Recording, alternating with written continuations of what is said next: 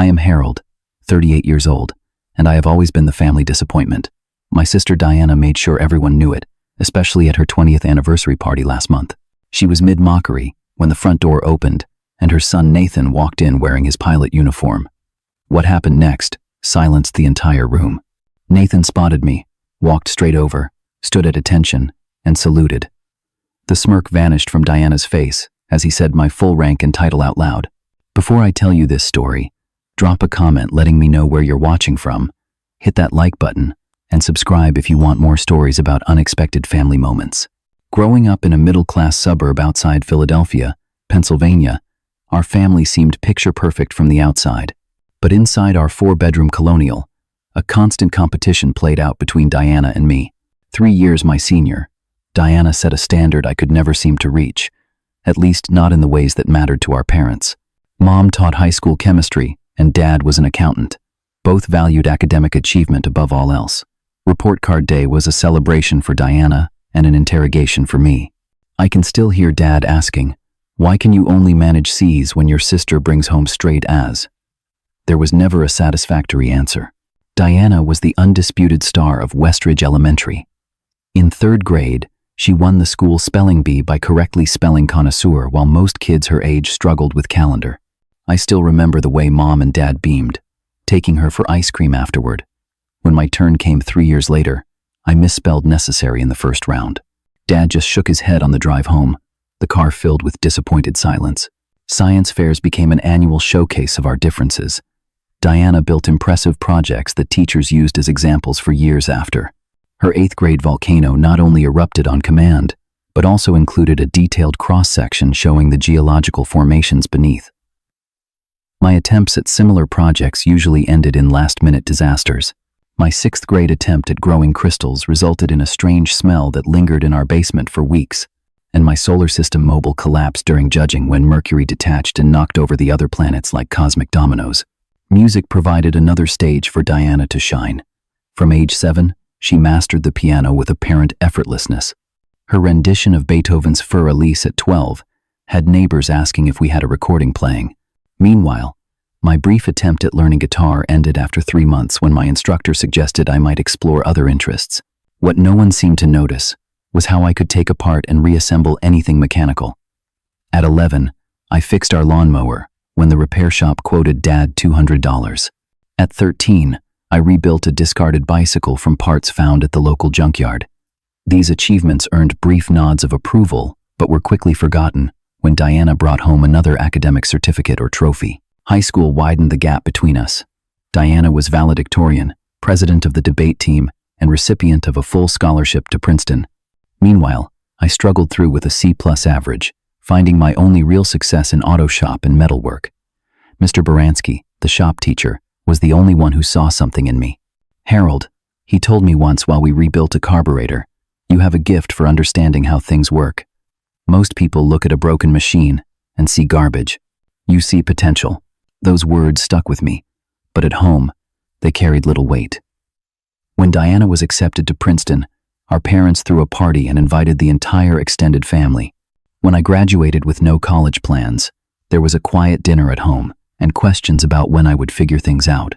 The summer after graduation, I spent hours in our garage, restoring a 1967 Chevy Impala I had bought with savings from my part-time job at the local hardware store. While working under the hood, I often talked with my grandfather, Dad's father, who had served as a mechanic in World War II.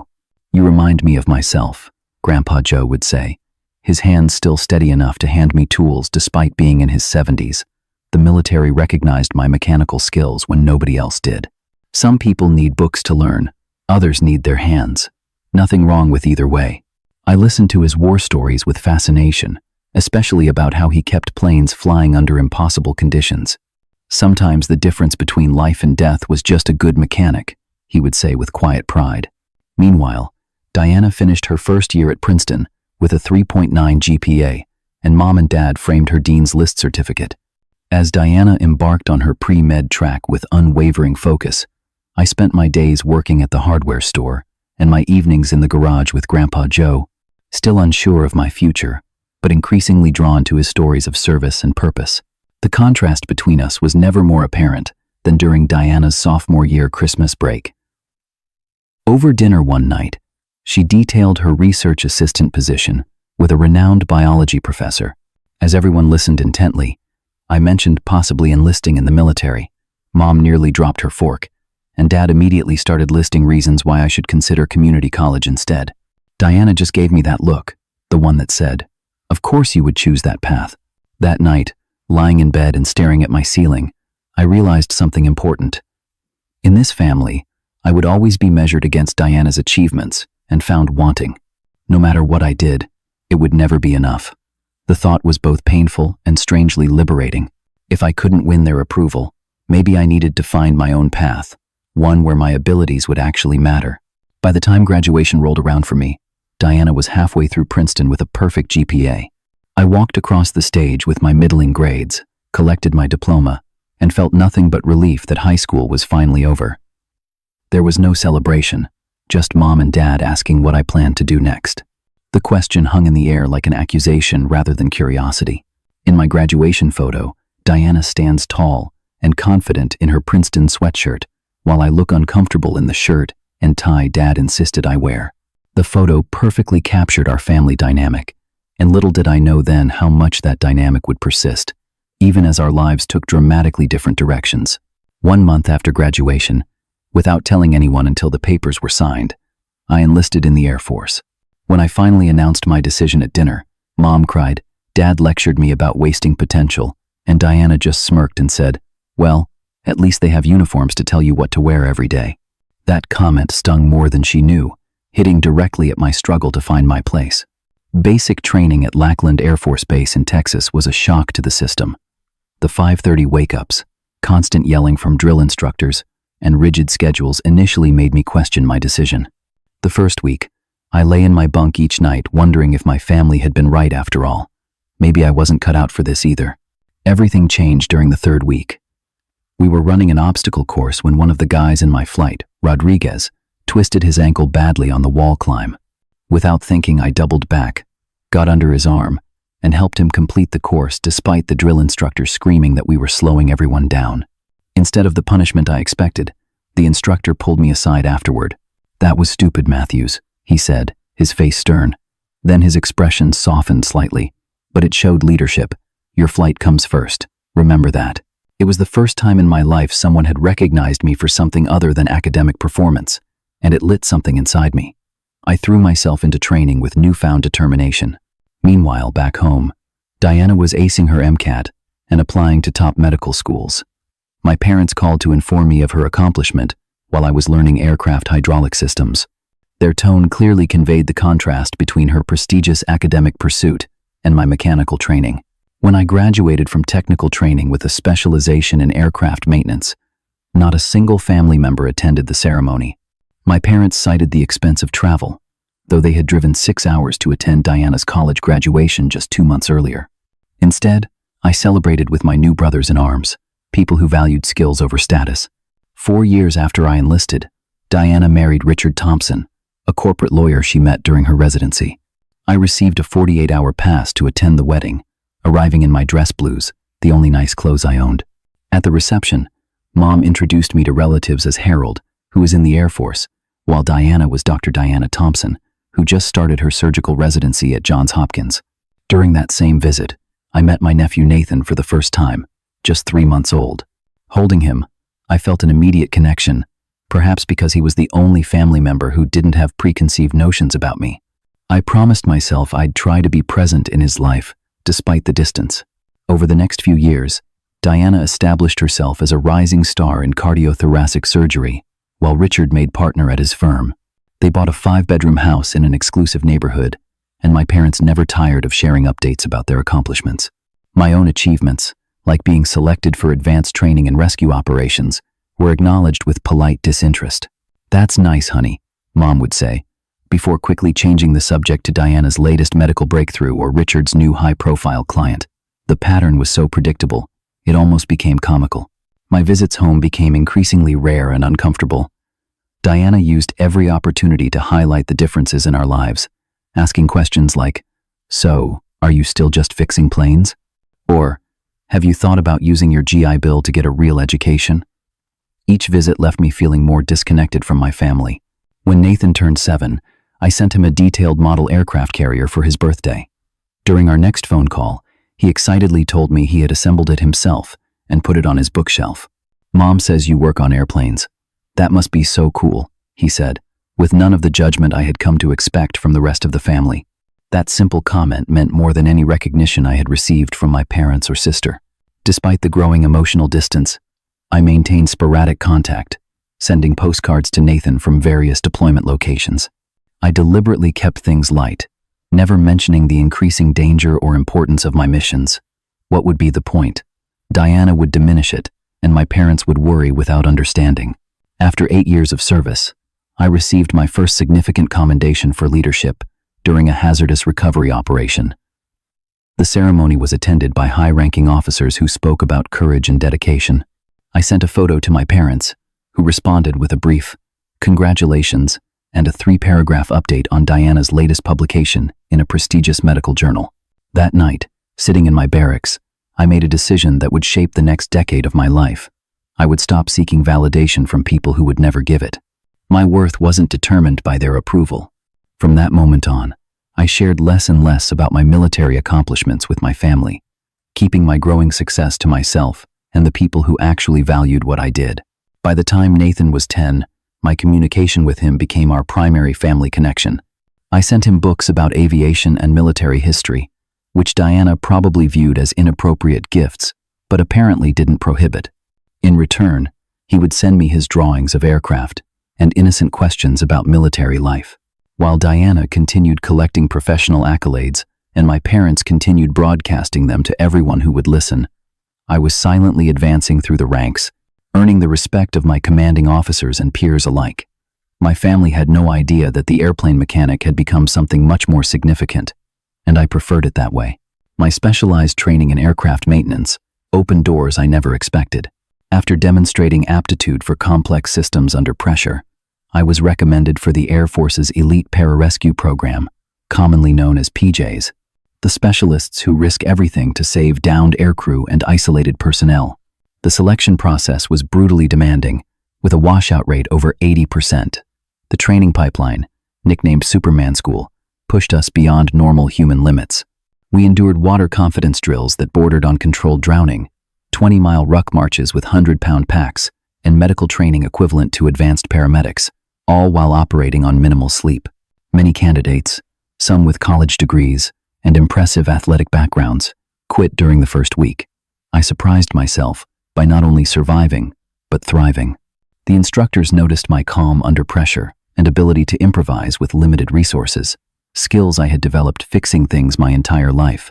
For once, my practical abilities were valued more highly than academic credentials. After nearly 2 years of specialized training, I earned the Maroon Beret of Pararescue. The motto that others may live resonated deeply with me, giving purpose to the mechanical aptitude that my family had always dismissed. My first real mission came 6 months later. A small reconnaissance aircraft went down in mountainous terrain during bad weather. Our team parachuted in through storm clouds, hiking 4 miles to the crash site through dense forest. We found the pilot alive but trapped in the wreckage with a fractured femur and deteriorating condition. Using my knowledge of aircraft structures, I identified the safest way to extract him without causing further collapse. While the medics stabilized him, I created an improvised cutting tool from the wreckage to free his pinned leg. 26 hours later, after carrying him through treacherous terrain to an extraction point, we delivered him to a waiting medical team. The pilot recovered fully. During a follow-up visit to his hospital room, he grabbed my hand and said, "They told me what you did. I have a wife and 2 kids who still have a father because of you." That moment defined everything the uniform meant to me in a way my family would never understand. As my reputation grew, I was assigned to increasingly sensitive operations. My commanding officer, Colonel Westfield, became a mentor and the first person to tell me, "You have a rare combination of technical genius and leadership instinct, Matthews. Don't waste it." These words came after a particularly challenging mission where our helicopter experienced catastrophic mechanical failure mid-flight. While the pilots struggled to maintain control, I diagnosed the issue and implemented emergency repairs using only the limited tools we had on board. My quick actions prevented a crash that would have killed everyone. After this incident, I was promoted to technical sergeant and recommended for officer candidate school, a path I had never considered possible. The skinny kid who could only manage C's in high school was now being fast-tracked for a commission based on demonstrated leadership and technical expertise. Throughout these career advancements, I maintained my connection with young Nathan through letters and occasional phone calls. When he was 12, he told me, "I want to be a pilot when I grow up. Mom says I should be a doctor, but I think flying would be cooler." I encouraged his interest without undermining Diana, sending him books about aviation history and aerodynamics appropriate for his age. Diana probably saw these gifts as my attempt to influence her son away from the prestigious medical career she envisioned for him, but she never directly confronted me about it. After completing officer training school, I was commissioned as a second lieutenant, an achievement that would have shocked my high school teachers and family alike. I sent a small announcement to my parents, who responded with congratulations and immediately shifted to news about Diana being named chief resident. By this point, the pattern was so familiar it hardly stung anymore. I had found my place in the world, among people who respected skill, courage, and results rather than diplomas and titles. I had also learned to find validation within myself rather than seeking it from others. During this period, I was selected for a specialized unit within Air Force Special Operations, working directly with aircraft rescue and technical security operations. The missions became classified, the stakes higher, and the recognition within military circles more significant. I was no longer just fixing planes but leading teams responsible for some of the most sensitive operations in the service. After one particularly successful mission, I was awarded a medal that few in my rank received. The ceremony was attended by generals and high-level officials. Once again, no family members were present. My squadron became my family, men and women who understood what we accomplished and the sacrifices required. When I called home that month, Mom spent 5 minutes telling me about Diana's new vacation home before asking, "So how are things with you?" I simply said, "Good, busy with work," and changed the subject. The gap between my actual life and what my family imagined had grown too wide to bridge with casual conversation. As Nathan entered his teenage years, our communications became more meaningful. He asked increasingly sophisticated questions about aircraft and military service. During one call when he was 15, he confided, "I got in trouble with Mom for saying I might join the Air Force instead of going straight to college. She said I would be wasting my potential, just like." He trailed off, but I knew he meant just like you. I carefully responded, "Nathan, there are many paths to a fulfilling life. The important thing is finding work that matters to you, not just to others." We never directly discussed Diana's attitude toward my career, maintaining an unspoken agreement to keep our relationship separate from the family dynamics. By my 15th year of service, I had risen to the rank of major through merit promotions, leading specialized units on missions that occasionally made sanitized news reports with no names attached. My parents and Diana had no idea that the operations they briefly heard about on CNN sometimes involved their son and brother. I preferred it that way, as their recognition wouldn't have added meaning to work that already filled me with purpose. The distance between us had become comfortable, a protective buffer that allowed me to define myself on my own terms. Little did I know that events were about to shatter this carefully maintained separation between my military identity and family perception. The call came at 2:15 in the morning. A civilian aircraft carrying diplomatic personnel had been forced down in hostile territory. Standard rescue channels were compromised, and a specialized team was needed for extraction under communications blackout conditions. As the operations commander for our elite unit, I was tasked with assembling the rescue team and leading the mission. Within 3 hours, we were airborne in a modified transport aircraft, reviewing intelligence and preparing specialized equipment. The situation was deteriorating rapidly, with local militia groups closing in on the crash site. We had a narrow window before the 23 people aboard would be captured, or worse. After inserting by high-altitude jump, we located the downed aircraft hidden in dense forest 30 miles from the designated extraction point. The passengers included diplomats, security personnel, and flight crew, several with injuries from the rough landing. Moving them safely through hostile territory would require every skill our team possessed. For 48 hours, we navigated treacherous terrain, evading enemy patrols and overcoming countless obstacles. When 3 militia vehicles blocked our route, we executed a daring nighttime maneuver to bypass them rather than engage. Every decision carried life or death consequences, with the fate of 23 civilians in our hands. Near the extraction point, we encountered an unexpected enemy checkpoint. With no way around it and time running out, I made the call to create a diversion. Taking 3 team members, I led a flanking action that drew enemy forces away from the main group. The plan worked, allowing the civilians to reach the extraction aircraft, but left my small team cut off. During our own escape attempt, enemy fire hit a fuel storage facility, creating a massive explosion. The blast threw me against a concrete barrier, the impact shattering my right leg and causing internal injuries. Despite the pain, I coordinated our remaining team members to secure an alternate extraction route while providing covering fire. The last thing I remember before losing consciousness was calling in coordinates for our evacuation. I woke up 3 days later in a military hospital in Germany, tubes running from my body and monitors beeping steadily around me. A doctor informed me that everyone had made it out alive, though 2 of my team members sustained serious but non-life-threatening injuries. During my recovery, I received an unexpected visitor. General Maxwell Carter, commander of Special Operations Command, arrived with his full staff. He stood beside my hospital bed, his 4 stars gleaming under the fluorescent lights. "Major Matthews," he said formally, "the President has been briefed on your actions. 23 American lives were saved due to your leadership and courage under fire. The mission details will remain classified, but your service will not go unrecognized." 2 weeks later, in a private ceremony in that same hospital room, I was awarded one of the highest honors for combat leadership and promoted to lieutenant colonel. The citation mentioned extraordinary heroism and outstanding leadership in a classified operation critical to national security.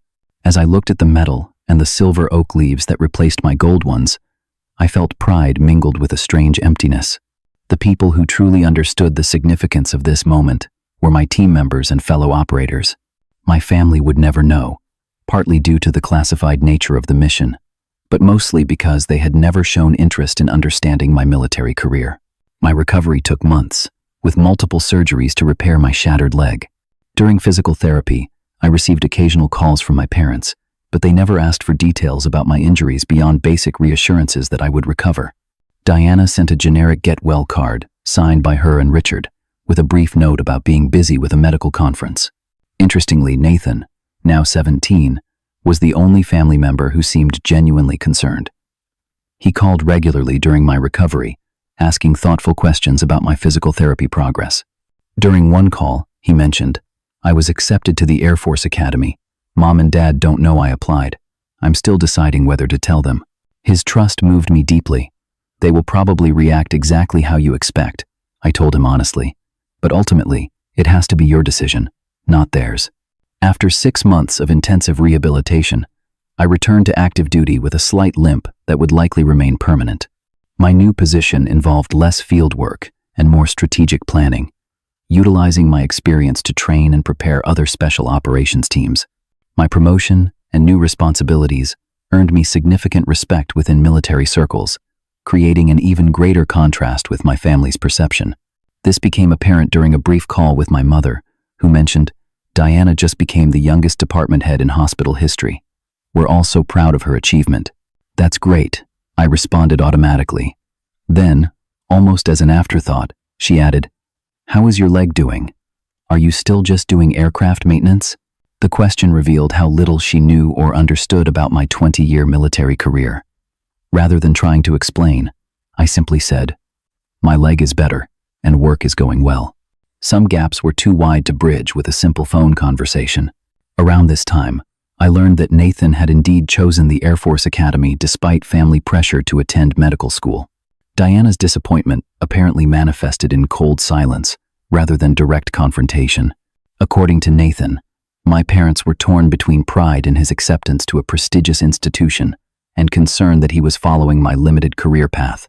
I felt a mix of pride in Nathan's independence and concern about the family tension it created. Having experienced decades of similar disapproval, I knew exactly what he was facing. During one of our calls, I told him, "Just focus on your own path. Their approval will either come eventually or it won't, but you can't make life decisions based on that." Little did I know that Nathan's choice and my long military career were about to converge in a way that would finally force my family to recognize the reality they had refused to see for over 2 decades. The invitation arrived by mail, an expensive cream-colored card with gold embossing announcing Diana and Richard's 20th wedding anniversary celebration. Having missed most family gatherings over the years due to deployments or the simple desire to avoid Diana's subtle digs, I initially placed the invitation in my maybe pile. 2 factors changed my mind. First, Nathan called to say he would be attending and hoped I would too. Second, my therapist, who had been helping me work through both physical and emotional recovery, suggested that facing family situations might be healthier than avoiding them. "You've faced enemy fire," Dr. Simmons said during one session. "Surely you can handle one family dinner." Put that way, it seemed ridiculous to avoid it. I RSVP'd with a brief note confirming my attendance, took leave from my duties at Special Operations Command headquarters, and booked a flight to Philadelphia. The 3-hour drive from the airport to my parents' suburban home felt like a journey back in time.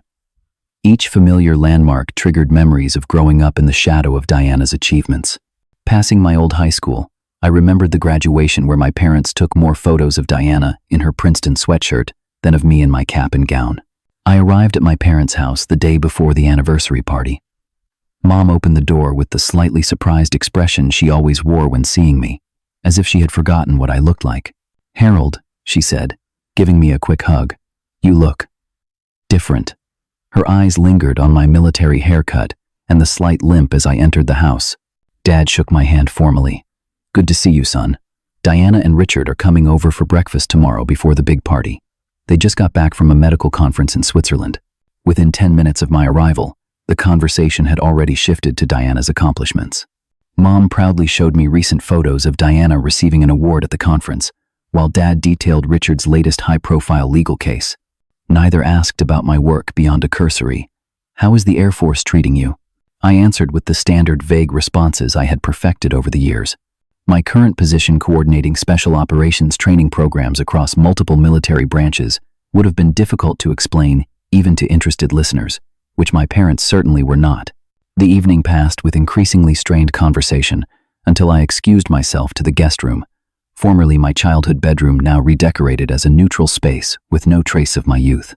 Lying in bed, I mentally prepared for tomorrow's inevitable comparisons and condescension from Diana. Breakfast, the next morning, was exactly as expected. Diana and Richard arrived in matching designer outfits, their success and confidence radiating like a force field. Diana hugged me with the same perfunctory touch Mom had used, immediately commenting, "Still with the military haircut, I see. At least they keep you looking neat." Richard shook my hand with the practiced grip of someone used to networking. "Harold, good to see you. Diana mentioned you work with aircraft in the Air Force? Must be fascinating keeping those planes running." I simply nodded, not bothering to correct his assumption. 20 years of similar misconceptions had taught me the futility of explanation. Throughout breakfast, Diana dominated the conversation with stories about her surgical innovations and Richard's legal victories. My parents hung on every word, asking detailed questions that showed their thorough understanding of both careers. When Mom finally turned to me and asked, "So what are you working on these days, Harold?" Diana immediately jumped in before I could answer. "Mom, you know Harold can't talk about fixing planes. It's probably all very technical and boring for the rest of us." She laughed lightly, as if she'd made a harmless joke. I saw my father nod in agreement, a small gesture that confirmed how they all viewed me. Rather than challenge it, I simply took another bite of pancakes and changed the subject. "Nathan mentioned he might be at the party tonight," I said. Diana's expression tightened slightly. "Yes, if his flight schedule permits. He's flying in from Chicago this afternoon." Her tone carried a hint of disapproval as she added, "He seems to enjoy his little pilot job, though I still think medical school would have been a better use of his intelligence." Richard nodded supportively. We tried to tell him that aviation is more of a technical skill than a profession, but he insisted on following his own path. The irony of their description of both Nathan's and my careers as mere technical skills rather than professions wasn't lost on me. The same dismissive attitude had followed me for decades, and now extended to Nathan simply because he had chosen a path similar to mine. After breakfast, I escaped to the local coffee shop for a few hours of peace before the evening celebration. Sitting with my coffee, I considered calling Nathan to warn him about Diana's attitude, but decided against it. At 23, he was old enough to handle family dynamics on his own terms. The anniversary party was held at an upscale country club near Diana and Richard's home. I arrived alone, dressed in a charcoal suit that felt stiff compared to my usual uniform. The ballroom was elaborately decorated with flowers and photographs chronicling Diana and Richard's 20 years together. Their professional achievements prominently featured alongside family moments. Extended family members and friends greeted me with the awkward recognition reserved for rarely seen relatives. Several introduced themselves despite having met me at previous family gatherings, reinforcing my status as the forgotten Matthews sibling. "Oh, Harold, Diana's brother, right? You're in the Army?" one cousin asked. "Air Force," I corrected gently. Right. Still doing that. Good for you, staying with one job so long." This pattern repeated throughout the cocktail hour. Diana worked the room like a politician, her surgeon's precision evident in how efficiently she navigated social interactions. She introduced Richard to important colleagues and me to no one, though she made sure to mention within my hearing, "My brother Harold is visiting. He works with planes in the military." As dinner approached, I noticed Nathan still hadn't arrived. Diana mentioned to several guests that her son, the commercial airline pilot, was delayed due to weather. Her tone suggested both maternal concern and slight embarrassment at his career choice. The anniversary dinner began with champagne and a toast from my father, who praised Diana and Richard's remarkable achievements and contributions to society. He listed Diana's surgical innovations and Richard's legal victories, concluding with, "You've both made us incredibly proud with your professional excellence and commitment to improving the world." After several more speeches from colleagues and friends, Diana herself stood to address the gathering. She thanked everyone for coming, acknowledged her parents' support throughout her career, and then turned toward where I sat alone at my table. "And I should thank my little brother Harold for taking time from his military duties to be here.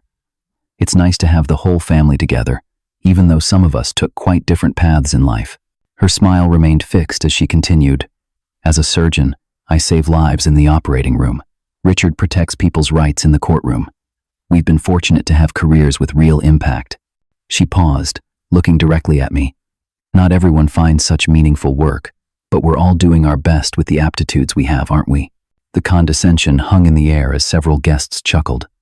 I maintained a neutral expression, decades of military discipline preventing any visible reaction to her thinly veiled insult. Diana continued her speech, but I barely heard her words, focusing instead on maintaining my composure. Just as she concluded to applause, the ballroom doors opened, and a figure in a crisp pilot's uniform stepped into the room. Nathan's entrance in his airline pilot's uniform immediately drew attention. Tall and confident like his mother, he cut an impressive figure in the dark uniform, with gold-striped epaulets, marking his rank as first officer. Diana's face lit up with maternal pride, despite her previous dismissive comments about his career choice. "There's my son," she announced to the room. "He flies for American Airlines now." Guests turned to look as Nathan scanned the room. His eyes found Diana first, then continued searching until they locked onto me. What happened next stunned everyone present. Instead of going to his mother, Nathan walked directly toward my table.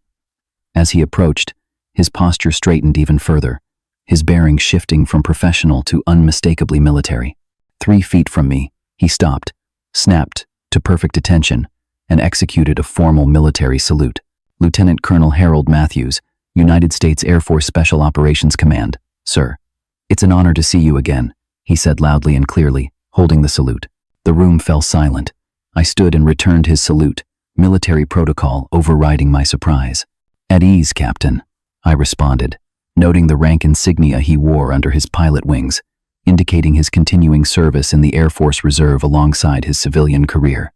From the corner of my eye, I saw Diana's expression transform from pride to confusion to disbelief. The smirk that had accompanied her speech just moments earlier vanished completely.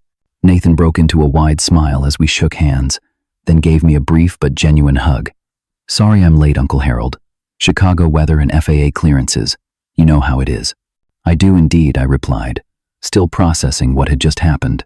Diana approached quickly, her composure visibly shaken. "Nathan, darling, come say hello to everyone. I see you've already found your uncle." Her voice carried a forced cheerfulness that didn't reach her eyes. Nathan turned to her with polite deference. "In a moment, Mom. I need to speak with the colonel first." He emphasized my rank deliberately. Richard appeared at Diana's side, looking between Nathan and me with growing curiosity. "Colonel? Harold? I thought you worked in aircraft maintenance." Nathan answered before I could. "Uncle Harold is one of the most respected special operations officers in the Air Force. He commands elite rescue teams and has saved more lives than most emergency rooms see in a year." The ballroom remained unnaturally quiet as guests strained to hear this unexpected revelation. Diana laughed nervously. "Nathan, don't exaggerate. Your uncle has a perfectly respectable technical position, but let's not embellish." Nathan's expression hardened slightly. "I'm not exaggerating, Mom. Uncle Harold received the Distinguished Flying Cross and was promoted after leading a classified rescue mission last year. 23 American lives saved under enemy fire." My father stepped forward, looking confused. "Harold, is this true? You're a lieutenant colonel?" Before I could answer, Nathan continued, his voice carrying through the silent room. "He's been one for over a year, Grandpa. And before that, he spent 20 years working his way up through special operations, becoming one of the most respected tactical leaders in the service." Diana's face had lost all color, but he never mentioned. "He always just said he worked with aircraft. Because you never asked," Nathan replied simply. "You never once asked what he actually did." I placed a hand on Nathan's shoulder, uncomfortable with being the center of attention. "Nathan, this is Diana and Richard's celebration. We can discuss this another time." But Nathan wasn't finished. He turned to address the room. "My decision to become a pilot wasn't random. Uncle Harold inspired me since I was a kid, not just with the aircraft, but with his dedication to service and saving lives." Diana found her voice again, attempting to regain control of the situation. "Well, this is all very interesting, but perhaps we should continue with the celebration. The dessert should be arriving shortly." Nathan reached into his uniform pocket and withdrew a folded newspaper clipping. "Mom, remember last year when you showed everyone the article about your new surgical technique? I was proud of you." He unfolded the paper and handed it to her. This was published around the same time. Diana reluctantly took the clipping. It showed a sanitized news report about a diplomatic rescue operation, with specific details and names redacted for security purposes. The headline read, "Elite Air Force Unit Rescues American Personnel in Classified Operation."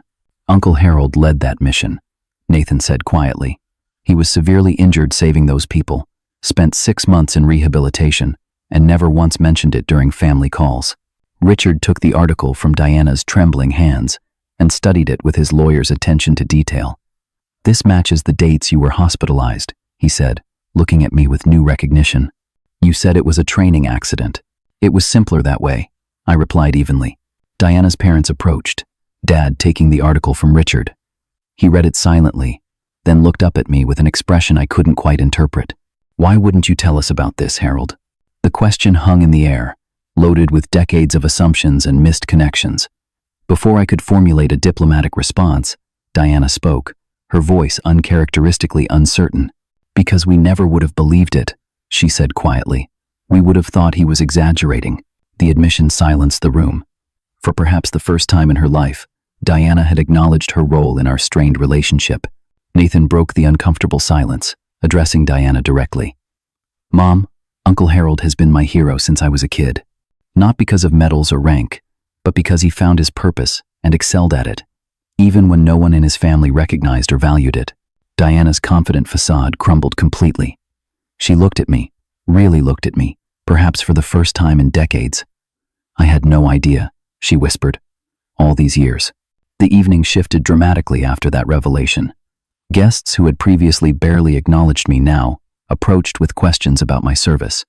Richard, to his credit, seemed genuinely interested in understanding my career, asking thoughtful questions about my role in special operations. My parents appeared shell-shocked, processing the disconnect between their perception of my career and the reality Nathan had revealed. Mom kept repeating, "A lieutenant colonel," all this time, while Dad studied the newspaper article as if it contained coded messages he needed to decipher. Throughout the remainder of the evening, Diana maintained a noticeable distance, watching from across the room as I answered questions about military service and special operations in the vague, security-conscious manner all military personnel develop. The confidence that had radiated from her during her speech was replaced by a subdued uncertainty. Near the end of the celebration, Nathan pulled me aside. "I hope that wasn't too much, sir," I just couldn't stand watching the same pattern continue after all these years. How did you know about my rank and position? I asked, genuinely curious. Nathan smiled slightly. I have friends at the academy who know your reputation. When I mentioned my uncle was Harold Matthews, they filled me in on quite a bit. The rest I pieced together from news reports and military connections. I've known for years that you were a lot more than a plane mechanic. As the party wound down, Diana approached us, her composure somewhat restored, but her usual confidence notably absent. Nathan, could you give me a moment with your uncle? After Nathan stepped away, Diana and I stood in uncomfortable silence until she finally spoke. Harold, I don't know what to say. I've spent 20 years pitying you for a career I knew nothing about. 28 years, actually, I corrected gently. It started well before I enlisted. She winced at the accuracy. You're right, it goes back to when we were kids. She paused, then asked the question I never expected to hear from her. Why didn't you ever correct us? Set us straight about what you really do? I considered her question carefully. Would it have mattered? You and Mom and Dad had your own ideas about success and achievement. My path didn't fit those definitions. But you're clearly successful by any definition, she pressed. Why hide it? I wasn't hiding anything, Diana. I just stopped trying to prove myself to people who weren't interested in seeing me clearly. Her eyes glistened with what might have been the beginning of tears. I've been horrible to you, haven't I? All these years making assumptions, judging your choices.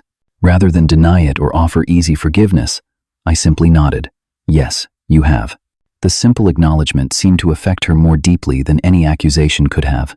For perhaps the first time in our adult lives, we were having an honest conversation. I don't know where we go from here, she admitted. Neither do I replied truthfully. But recognizing the pattern is a start. As guests began to leave, my parents approached, both looking older than they had at the beginning of the evening. Dad extended his hand formally. Lieutenant Colonel, he said, the military title awkward in his mouth. I think we owe you an apology. Mom nodded beside him, tears flowing freely now. All these years, we thought, we assumed. I know what you thought, I said, taking Dad's hand and placing my other hand on Mom's shoulder. And I understand why. We'll talk more tomorrow. As I left the country club that night, Nathan walked me to my car. Was it worth it? He asked. All those years of service when your own family didn't recognize what you were doing? I considered his question, thinking about the lives I'd helped save, the missions accomplished, the brothers and sisters in arms who had become my true family. It was never about recognition, Nathan. It was about finding purpose. And yes, it was absolutely worth it. I drove back to my parents' house feeling strangely lightweight, as if something heavy had been lifted from me. The truth, finally acknowledged, had changed something fundamental in my family dynamic. What would grow in its place remained to be seen. The morning after the anniversary party, I sat in my parents' kitchen nursing a cup of coffee when Diana arrived alone. She looked different without the confident armor she usually wore, dressed simply in jeans and a sweater rather than her usual designer attire. Richard took Nathan to breakfast, she explained, pouring herself coffee. I thought we should talk without an audience. We sat across from each other, the kitchen table between us like neutral territory. For several minutes, neither of us spoke, decades of miscommunication making even this beginning difficult. Finally, Diana broke the silence. I keep thinking about all the times I made those smug comments about your career. All the times I introduced you as my brother who works with planes in the military. How humiliating that must have been for you. Not humiliating, I corrected, just sad. Sad that my own sister never bothered to ask what I actually did. She flinched at the simple truth. Why didn't you correct me? Put me in my place? I considered this question, which echoed what she had asked the night before. What would that have accomplished, Diana? Would it have changed how you saw me, or just how you spoke about me in public? She looked down at her coffee. I don't know, maybe both. I stopped needing your approval a long time ago, I said gently. Or Mom and Dad's. I found validation in my work and from people who understood its value. Like Nathan, she said, a complicated expression crossing her face. Nathan made his own choices, I replied. I never tried to influence him against your wishes. I know, she admitted. That almost makes it worse. He saw something in you that I refused to see, even though I'm supposed to be the perceptive one. Our parents joined us then, both looking as if they hadn't slept well. Mom immediately attempted to smooth over the tension with offers of breakfast, but Dad surprised me by addressing the elephant in the room. Harold, "We've been talking all night about what happened," he said, his accountant's precision evident in his careful choice of words. "We realized we've never really understood your military career, and that's our fault, not yours." Mom nodded, adding, "We just never thought to ask beyond the basics. We assumed that I was doing something simple and unimportant." I finished for her. "Because that's what fit your expectations of me." Neither denied it, which itself represented progress. "Tell us about your work," Dad said. "Really tell us, as much as you're allowed to share." For the next hour, I explained my role in Air Force Special Operations in general terms, omitting classified details but giving them a true picture of my responsibilities, rank, and the significance of my position. I described the training pipeline for special operators, the leadership challenges of high-risk missions, and the purpose behind the work we did. They listened with genuine attention, asking thoughtful questions that suggested they were truly trying to understand. Diana remained unusually quiet, watching me with an expression that shifted between regret and reappraisal. When I finished, Dad asked the question that probably all of them were thinking. "Why did you never push back against our misconceptions? Stand up for yourself?" I considered this carefully before answering. "At first, I tried. Remember when I was promoted to captain? I called home excited to share the news, and Mom immediately started telling me about Diana's new research grant before I could explain what the promotion meant. Mom winced at the memory. I remember that call. I didn't realize. After enough experiences like that, I continued, I realized that my achievements would always be measured against Diana's by a standard that devalued my chosen path. So I stopped seeking validation where it wasn't available. Diana spoke up for the first time in a while. "I always thought you resented my success." "I never resented your success, Diana. I resented being treated as less valuable because my success looked different from yours." The conversation continued through the morning and into the afternoon, unpacking decades of misunderstandings and missed connections. There were difficult moments of confrontation, tears from both Mom and Diana, and genuine apologies that I hadn't expected to hear. Nathan and Richard returned in the late afternoon, finding the four of us still at the kitchen table, empty coffee cups and sandwich plates, indicating the marathon conversation we'd been having. "Everything okay?" Nathan asked cautiously. "Getting there," I replied honestly.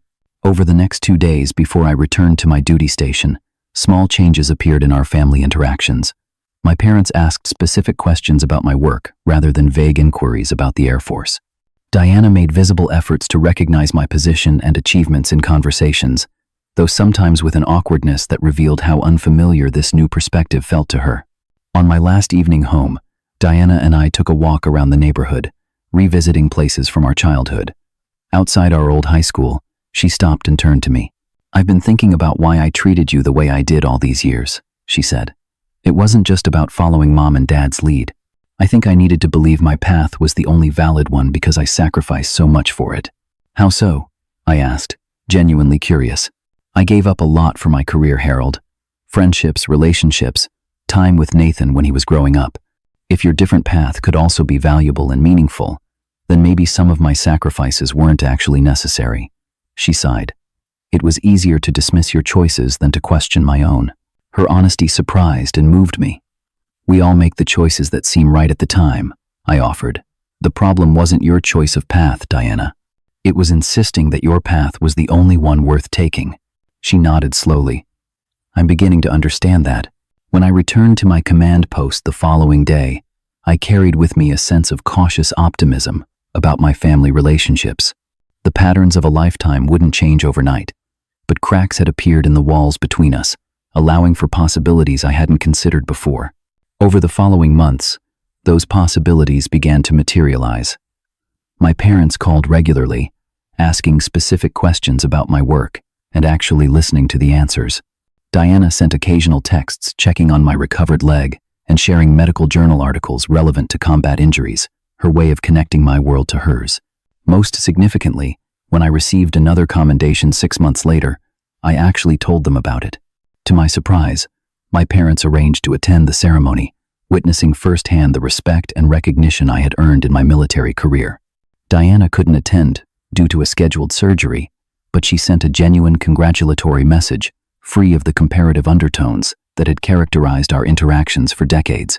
Nathan continued his dual career as a commercial pilot and Air Force Reserve officer, occasionally calling for advice on navigating military leadership challenges. During one such call, he mentioned, "Mom asked me about your command structure yesterday. She's really trying to understand, in her own way." These changes, while meaningful, didn't erase the past or completely transform our family dynamic. Diana still occasionally slipped into her old patterns of subtle competition, and my parents sometimes forgot to ask about my work before launching into updates about her latest achievements. The difference was that now I could address these moments directly, and they were receptive to the feedback. The most important change, however, wasn't in how my family saw me, but in how I saw myself in relation to them. For decades, I had defined myself partly by their lack of recognition, carrying that weight even as I built a successful career. Now, having finally been seen clearly by them, I realized that their validation, while nice to have, wasn't essential to my sense of worth. True fulfillment came from living authentically and purposefully, regardless of external validation. I had found that in my military service long before Nathan's revelation forced my family to recognize it. Their acknowledgement didn't make my achievements more significant. It simply brought our relationship closer to reality. This realization brought a profound sense of freedom. I no longer needed to protect myself from their judgment or maintain emotional distance as a defense mechanism. I could simply be who I was, lieutenant colonel or not, and allow our relationship to develop on more honest terms.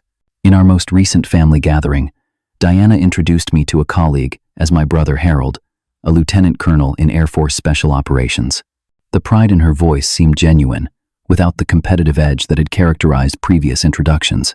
I still serve in the military, still find deep meaning in the work we do. My family now has a clearer picture of that work, but the work itself hasn't changed. What changed was my willingness to be fully present in family relationships without expecting perfect understanding or constant validation. Perhaps that's the most valuable lesson from this journey. True self-worth doesn't depend on others recognizing your value. It comes from knowing your own value and living accordingly, whether others see it or not. When you stop needing external validation, you become free to accept it when it finally arrives without being defined by its previous absence. Have you ever had someone in your family misunderstand or undervalue your achievements? How did you handle it? Did you fight for recognition or find validation elsewhere? Share your experiences in the comments below. And if this story resonated with you, please like, subscribe, and share it with someone who might need to hear that their worth isn't determined by family recognition. Thank you for listening to my story, and remember, sometimes the people closest to us are the last to see us clearly, but that doesn't diminish who we truly are.